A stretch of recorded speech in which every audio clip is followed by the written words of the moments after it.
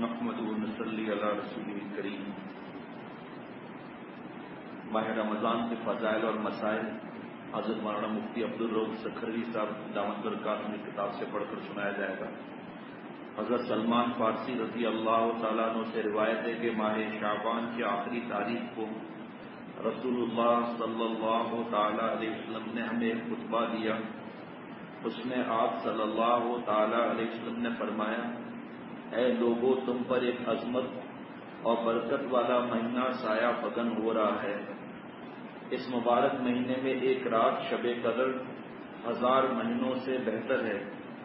اس مہینے میں کے روزے اللہ تعالیٰ نے فرض کیے ہیں، اور اس کی راتوں میں بارگاہ خداوندی میں کھڑا ہونا یعنی تراویح پڑھنا قرب کا ذریعہ ہے، مقرر کیا، جس کا بہت بڑا ثواب رکھا ہے۔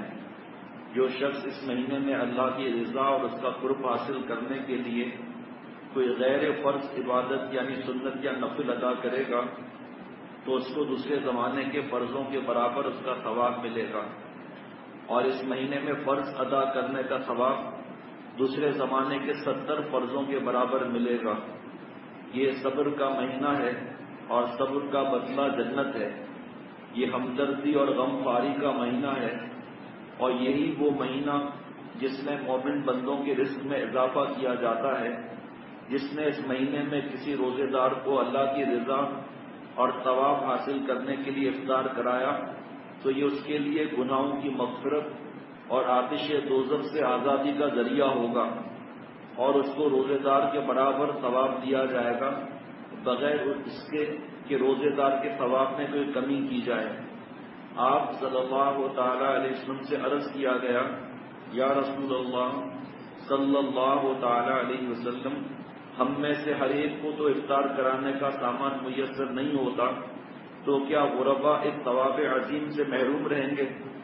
آپ صلی اللہ تعالیٰ علیہ وسلم نے فرمایا کہ اللہ تعالیٰ یہ ثواب اس شخص کو بھی دے گا جو دودھ کی تھوڑی سی لسی پر یا صرف پانی ہی کے ایک بوند پر کسی روزے دار کا روزہ افطار کرا دے۔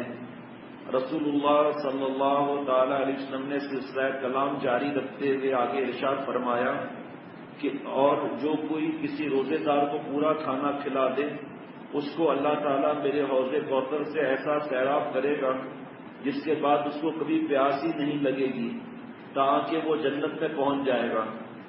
اس کے بعد آپ صلی اللہ تعالیٰ علیہ وسلم نے فرمایا، اس ماہ مبارک کا ابتدائی حصہ رحمت ہے، اور درمیانی حصہ مغفرت ہے، اور آخری حصہ آتش دوزخ سے آزادی ہے۔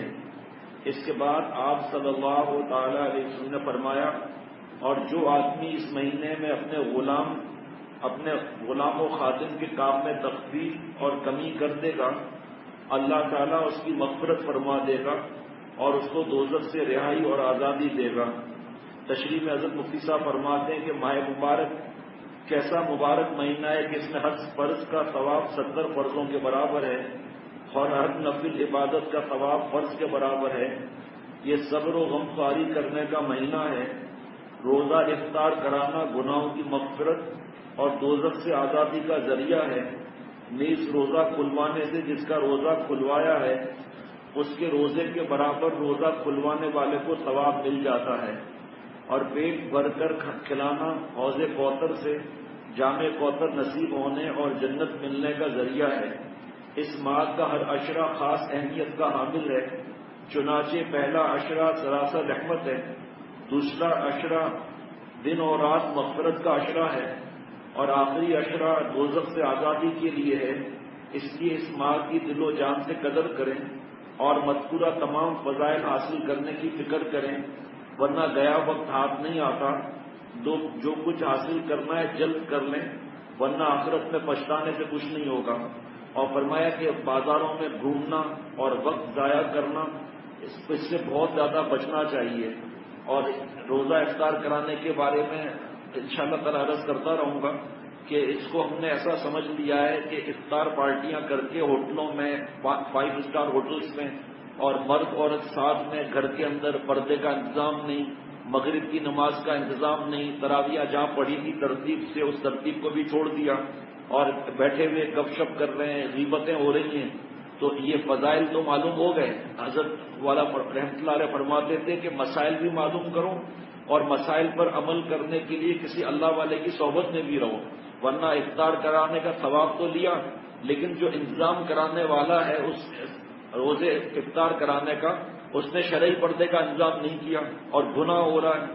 نماز جماعت کی فکر نہیں کی، اور جو آیا ہے جہاں نماز پڑھ رہا ہے کھانے میں لگ کر ایسا رہا کہ جماعت کی نماز ہی چلی گئی، اس کا گناہ وزن کیا جائے گا۔ اس لیے ہمیں اگر کم کمائی ہو کوئی حرج نہیں، لیکن اس کی حفاظت ہو تو انشاءاللہ تعالی کامیابی کی نشانی ہے۔ اللہ تعالیٰ مجھے ہم سب کو عمل کرنے کی توفیق عطا فرمائے۔ شیخ العرب والعجم عارف باللہ حضرت مولانا شاہی محمد اختر صاحب رحمۃ اللہ علیہ مجدد دورہ کا بعض علامت مقبولی تقسیم کیا جائے گا۔